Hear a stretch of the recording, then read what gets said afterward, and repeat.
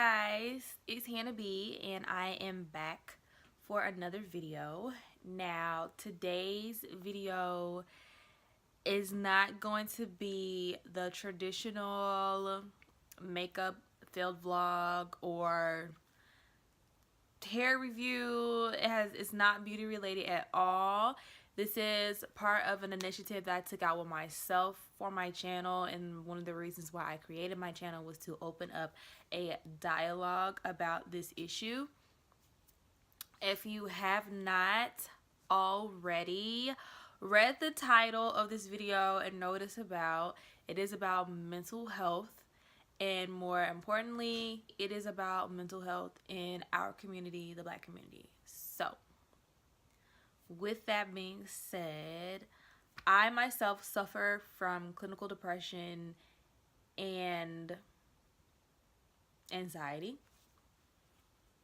And at one point in time, that was a very emotional statement for me to just make and tell people that, you know, I'm dealing with something that is like kind of serious.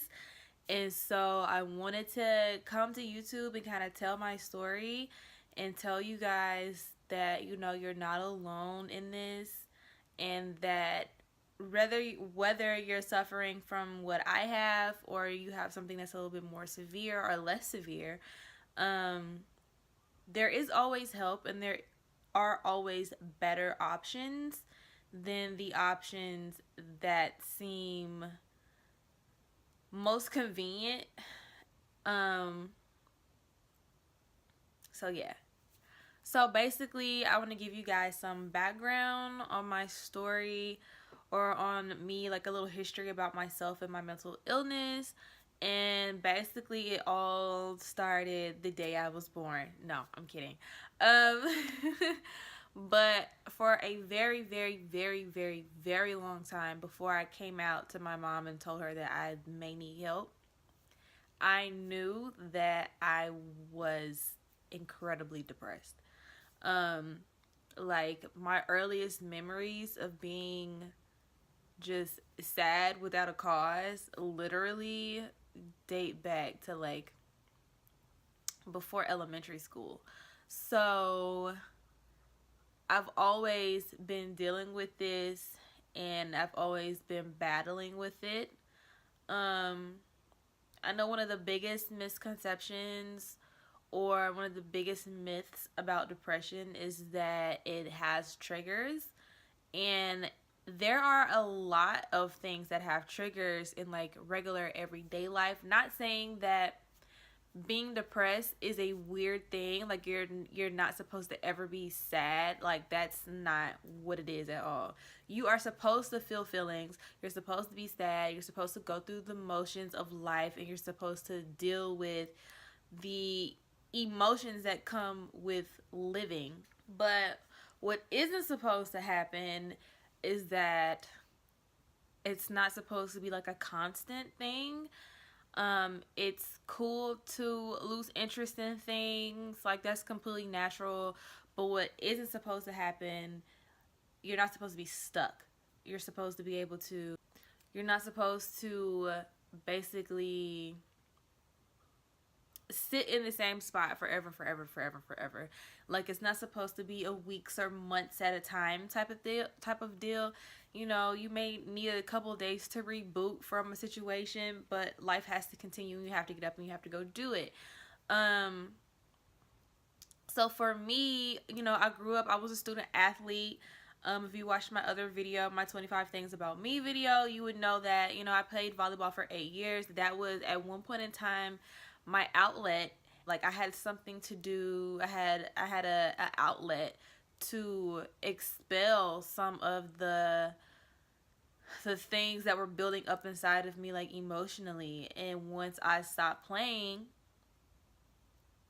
things just kind of went crazy. I definitely became more and more depressed. So a lot of people don't know this, but a lot of people do. Well, a lot of my close friends know this because I mention it, but I never go into like detail about it, and I still don't know how comfortable I am going into detail about it. But I have tried to commit suicide twice, and honestly, and I always describe it as this, it literally is a commitment because you have to follow it all the way through or it's not going to work, clearly. It's a permanent solution for a temporary situation. And at the time, I believe once was middle school and once was high school, and I just kind of felt like I was completely over it, and life would, for everybody else, would just be much better if I wasn't a part of the picture because I felt like such a huge burden, and I was already sad all the time, and I felt like I couldn't talk about how I felt or how I was feeling about certain situations and things, so that became my out. But clearly it wasn't successful, and I'm thankful that it wasn't. But the methods that I chose really would have taken a lot out of me. They weren't easy. It wasn't the easy way out, I guess, even though technically in the grand scheme of things, suicide is the ultimate easy way out of any situation that you don't want to be in, but it wasn't. I didn't choose easy methods. So if I was going to do it, I wasn't committed. I wasn't as committed as I thought I was to the idea. But so I did try to commit twice, and after both times, of course, like I broke down crying and stuff because I realized that, at the time I felt like, wow, like I'm this miserable, or my life is this terrible, or I'm feeling this bad, like I'm feeling bad enough to want to do this, and that's not normal. I always knew that the feelings were not normal. So I got to college, and my junior year had to have been one of my worst years. Not academically, I did well academically, but just like emotionally, I was out of it. I was all the way out of it. I didn't want to go to class. I did go to class. I did skip a lot of classes. I can honestly admit to that. So I don't know how some of my grades came out as good as they did, but I did skip a lot of classes. I wasn't going to class. I was in my dorm room like all day, just kind of ignoring everybody, ignoring everything, ignoring my friends. I didn't want to go out as much. I didn't want to like party. I didn't want to hang out. I just wanted to more so be to myself. And I did a lot that year. It was the first time I actually took a spring break vacation during spring break. I went to Panama, and I went to Howard for their homecoming that year, and I did a couple of pageants that year. Like, I had a lot going on, but even still, with all of that busyness, keeping yourself busy when you have depression isn't always a solution. It's a distraction, and in some cases can make it worse.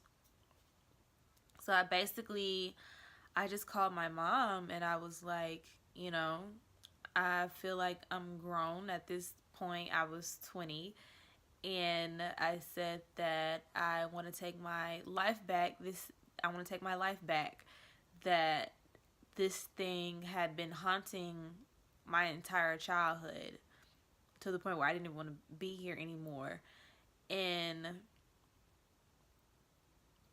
once I became an adult, I realized that I wanted different for my adult life. Like, my childhood is like over and done with. I can't go back and change any of that, even though I wish I could.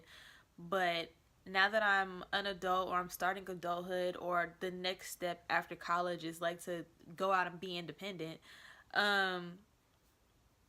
I wanted to better that situation for me and make me feel better.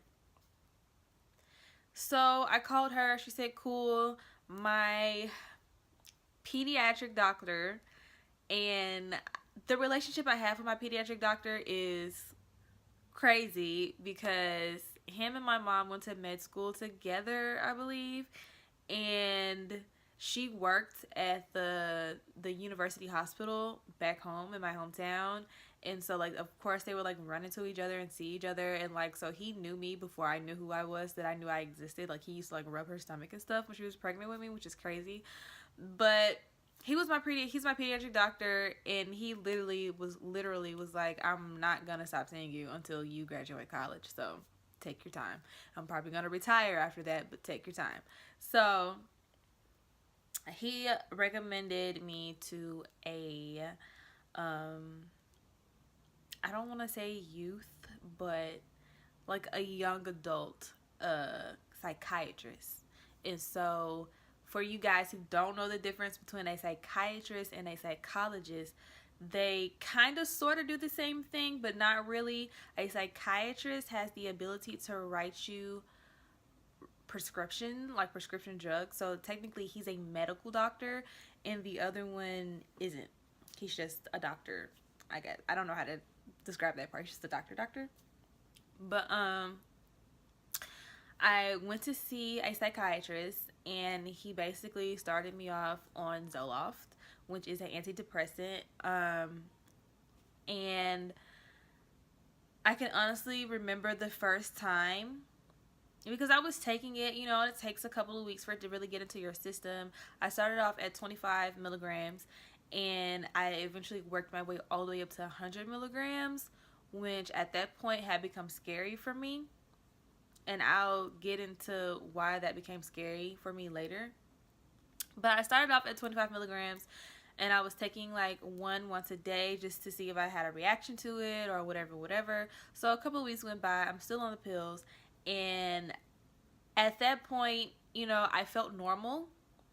And I think another myth with mental illnesses is that you're supposed to be this abnormal person all the time. And that's also not how it works at all. Like, you can definitely be a normal person or act normal or seem normal while still dealing with something that is like severe.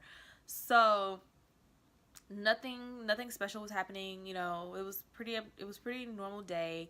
And one of the things that did used to not send me over the edge, but it was kind of a trigger, would be missing class or being late for class. And so my Tuesdays and Thursdays were crazy because I had like a 7 a.m. class that day. I have no idea why I did that to myself. And then I had like an 11 o'clock or like 11:30 or something like that. And so I would go to class early in the morning, come back, and I would actually still have enough time to like take an hour and a half nap. So I came back to my dorm, took my nap, and I woke up, and it was like 12:30. So basically I was like an hour late for class. And so if I'm that late, like usually if I'm like 30 minutes late, I'll still go. But if I'm more than 30 minutes late, I'm not going to go to class, because I feel like that's kind of like disrespectful to walk in and I'll just go talk to my professor afterwards. But I woke up, and instead of going into a full panic attack, which is what I would normally do, and my anxiety would literally be through the roof, I woke up, I looked at the clock, and I knew that I had class, and the first thing I did was started laughing, like hysterically, like a crazy person. And so at that point, I was like, yo, like, I know that this isn't me, this is the medication doing this right now. Like, these are the pills making me laugh at the fact that I'm an hour late for class. Making me laugh at the fact that I'm an hour late for class, and I know that I'm not going. There are a lot of weird sounds in my house right now, and it's really freaking me out. Anyways, so yeah, like that was my first encounter with knowing that the medication that I was on actually worked. So time passes. I'm still on Zoloft. At this point, I'm seeing a psychiatrist and a psychologist, and my psychologist would just basically be like, outside of do stuff that makes you happy, and you know, here are other ways to self-medicate or self-treat, which I think is a really important thing that I discovered, was like self-treating myself, because I knew from the very beginning that I didn't want to be on medication forever. And even my ex-boyfriend at the time, who was toying with the idea, he was like a pre-pharmacy major or whatever, and he was just like, like, you don't want to be on antidepressants forever, like you want to be able to figure this out. And so I was like, cool, I don't want to be on pills forever. So a lot of the things that my psychologist was telling me to do was to journal, which is a very popular option. A lot of people journal and it helps them cope with things, and they don't even know that they're treating themselves for something. They just think they're writing down the events of the day or how they feel about a certain thing. But journaling was a big one. I do like to read, and I do like to do like community service and like give back. Like, it makes me feel better. It doesn't give me like a superhero complex or something like that, but to make somebody that's in a worse situation than yourself happy really makes me happy. Like, it can really make you happy if you do it the right way, with the right attitude too. Like, don't do it because you feel like, you're playing God or something like that. Like, do it because you genuinely like to do it. And so I was doing all of those things and they were helping. And then one day I had like a massive panic attack. And so at this point I had moved up from 25 milligrams to 50 milligrams of Zoloft. He upped my dose to the standard amount for somebody my size, my age, my sex, and all of that. So moved me up to 25. Everything was perfect. I wasn't really taking it consistently, but I was taking it, and so I wasn't having that many issues. I was kind of mellowing out, like not like a zombie and not feeling any emotions, but things that would trigger me or would, cause a chain reaction didn't bother me that much, or I could just, I could get over it easier. And if I did feel myself like getting into like a dark place, or I felt myself like going down a hole or whatever, I could rebound a whole lot faster, which was really one of the things that I wanted to accomplish. And even now, now that I'm not on medication, being able to snatch myself out of that dark place before it gets to a point where it's obvious that I'm having a depression episode is like major for me. So I moved up to 15 milligrams, and then one day I had a massive panic attack in class. Like, my chest was burning, I couldn't breathe, I was crying. Like, well, I feel like I had to cry. I don't ever cry in public for real. So, but, like, it was about to be all bad. And so I left class. I immediately went to my next appointment with my psychologist, and he was like, okay, well, I'm going to send a recommendation back to your psychiatrist and have him basically give a second opinion, because there's not much I can do but prescribe more sessions, but he can prescribe things that actually make you feel better. So at this point, instead of putting me on something else like Xanax or what's another one that white moms take? I'm kidding. No, I'm not. But instead of prescribing me like a Xanax or anything like that, he put me on more Zoloft. So he upped my dosage from 50 to 100 milligrams, which is a lot of medication. So once I got to 100 milligrams, and the thing about antidepressants, especially Zoloft, it's known for like, it makes it hard for you to gain weight, so you might lose a little weight. It kind of decreases your appetite, stuff like that. So once I moved to 100 milligrams of Zoloft, I did kind of experience some of that. Like, I didn't want to eat as much, and Zoloft is one of those things that you don't necessarily have to take it with food, but you have to take it around food. So I was literally hurting all the time. Like, my stomach was like in knots all the time because I was on so much medication. Like, the dosage was just too high. And even if I were to break it up and take it twice a day as just 50, it was still mess with me. And so at this point I was becoming sick from the medication, and I couldn't enjoy not being depressed because I was in the bed all day, like bent over, like, you know, holding my stomach all day because it hurt.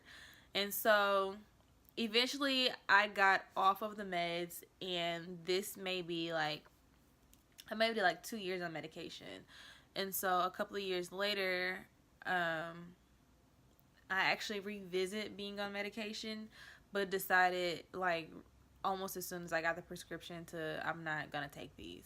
The things that I do now to really help me help myself does include YouTube. It does include I work a lot more now, not necessarily as a distraction, but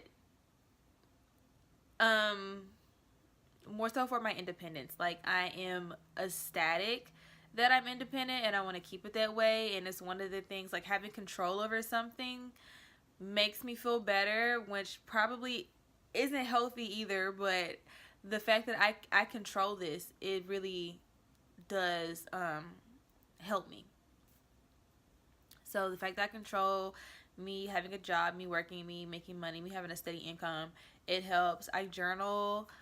When things get really, really bad, I journal. I write things down, and then I tweeted about this like months ago, but I when I journal, I have like a habit of like telling myself that everything is gonna be okay. Like, it's more like an in the moment thing. Like, everything is gonna be fine. You're gonna make it out of this. You're gonna be good. You know, just don't give up.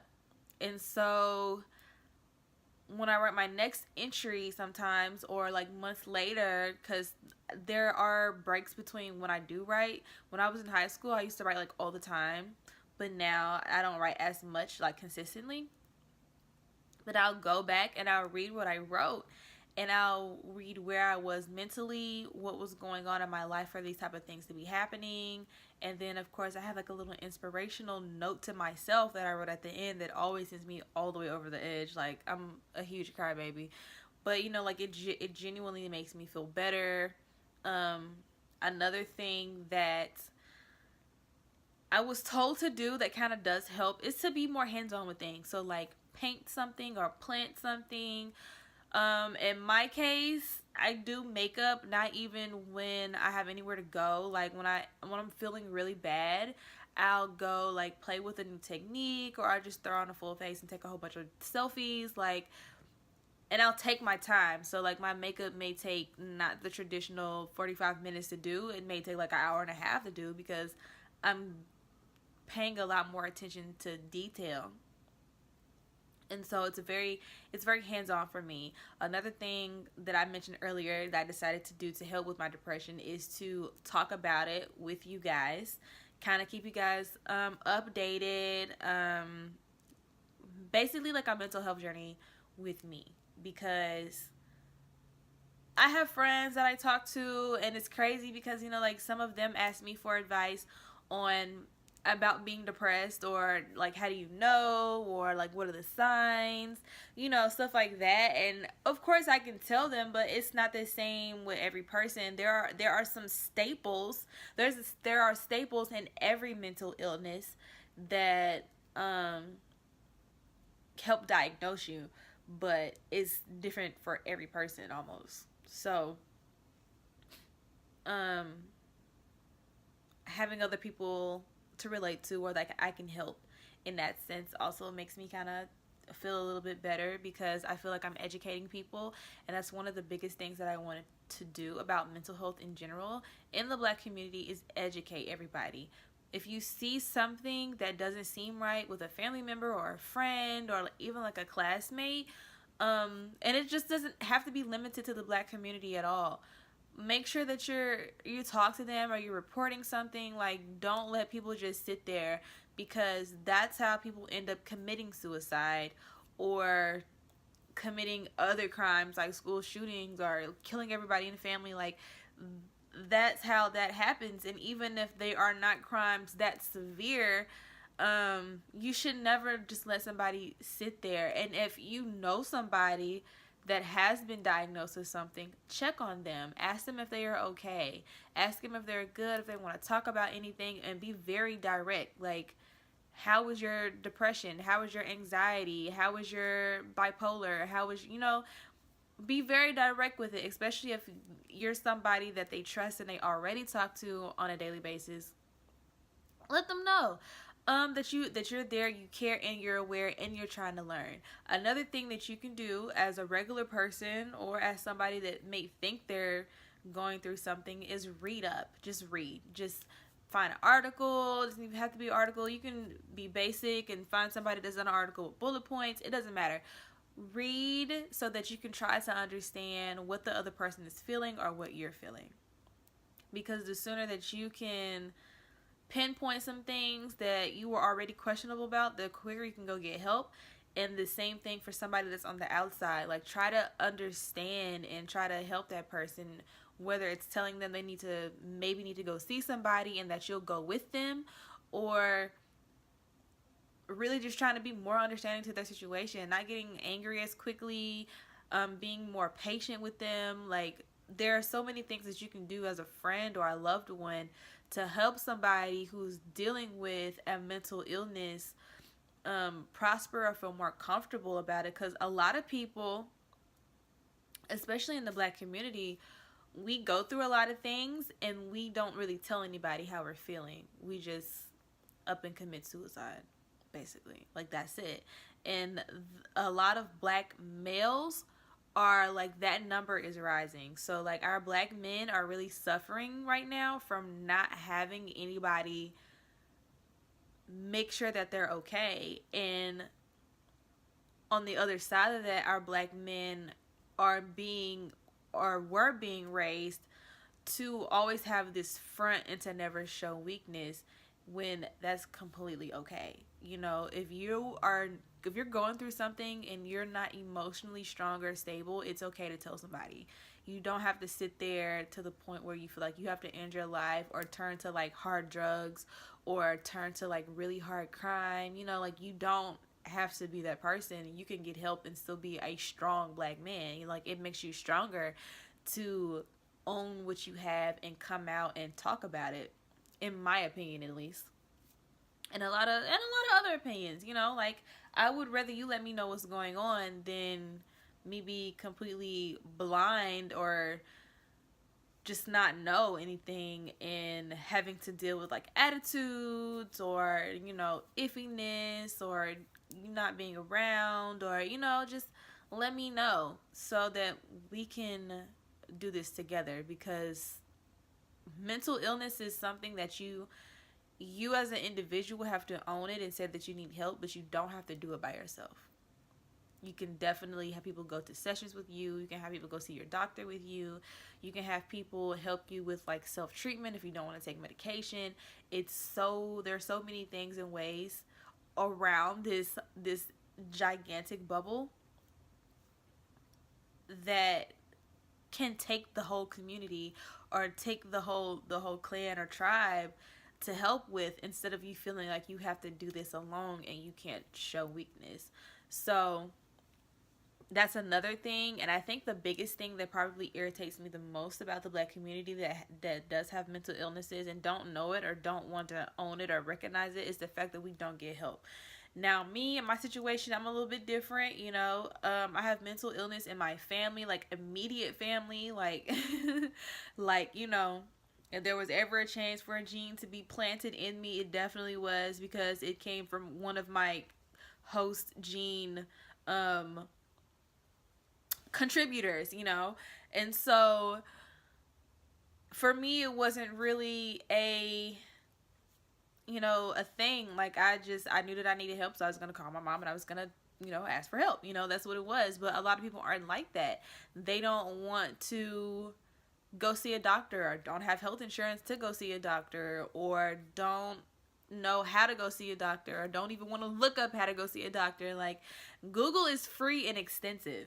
There are so many options and ways. There are programs you can get into. Like, there's so many things you can do to help yourself to overcome or learn more about what you're going through and meet other people that are going through the same thing, or meeting people who know how to deal with what you're going through so that you can help yourself. You don't have to sit there and just refuse to do anything, and Black people are notorious for praying everything away, and while you should never lose faith, there are doors that are opened by higher powers to let you know that you wanted a message or a sign. I'm sending it to you. So you can pray over somebody and hope that they are healed from whatever mental situation they're going through, and God is literally like, okay, you ran into a psychiatrist at Target today, like maybe you should talk to them,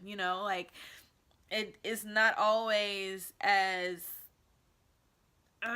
like plain as we want our faiths to make it. We all know that God works in mysterious ways and opens up doors, and it's up to us to walk through them. And it's also up to us to realize when we're being sent a sign. And so I don't know if I was sent a sign. I think I just kind of woke up and was like, I'm tired of this. But definitely don't miss your opportunities to seek help. Like, don't sit around and just turn into this big ball of raging emotions or depressed emotions. Like, don't hurt yourself. Don't try to commit suicide. Don't do any of that. Just try to do what you can do to get to where you need to be. It's not an easy journey. This has not been easy.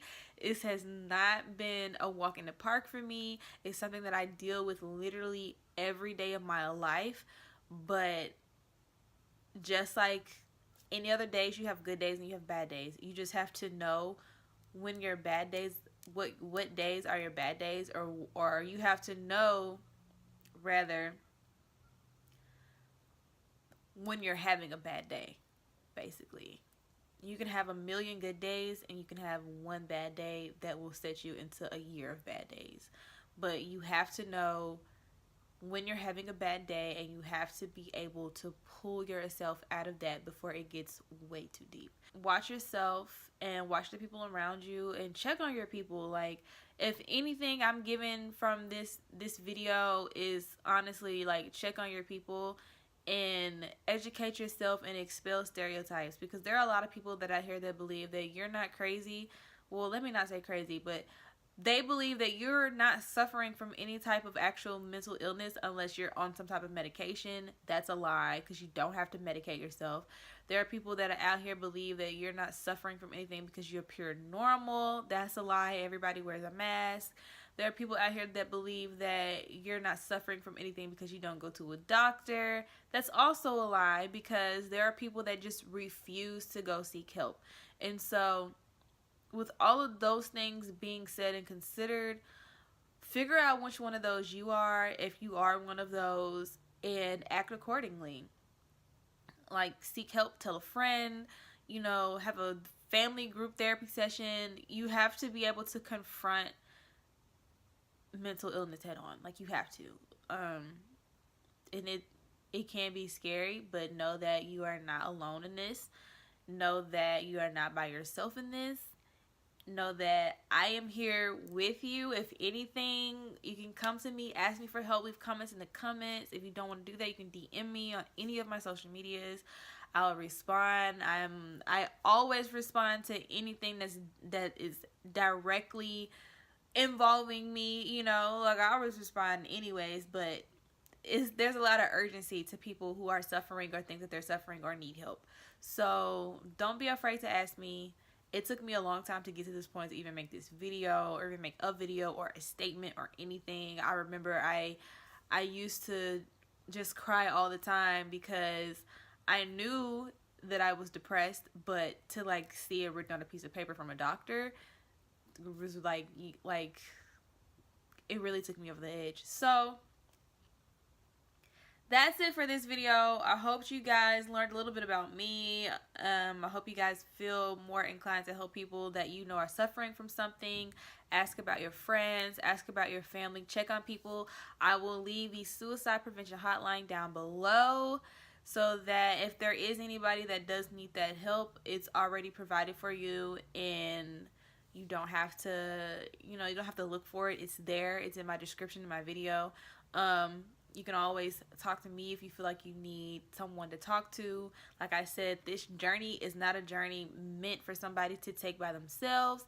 It is a journey meant for everyone around you to take with you. Personally, I believe, because you have to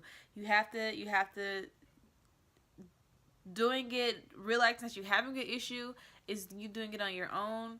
But then everything else that follows, it's okay to ask for help for. You don't have to do it by yourself. And I honestly don't suggest that you do it by yourself. So that's it for this video. Rate, comment, and subscribe. Click the bell so that you will be notified every time I post a video. I will be doing more videos like this. I actually intend for mental health talks to be not a constant like in your face topic, but I intend to talk more about it on my channel. I intend to ask questions, will answer questions, dispel lots of stereotypes about different things. I have stories dealing with me and my mental health and situations that I've had other people experience around me. But yeah, follow me on all my social medias at Hannah Burnell W. That's it, no spaces. If you find another Hannah Burnell W, it is not me.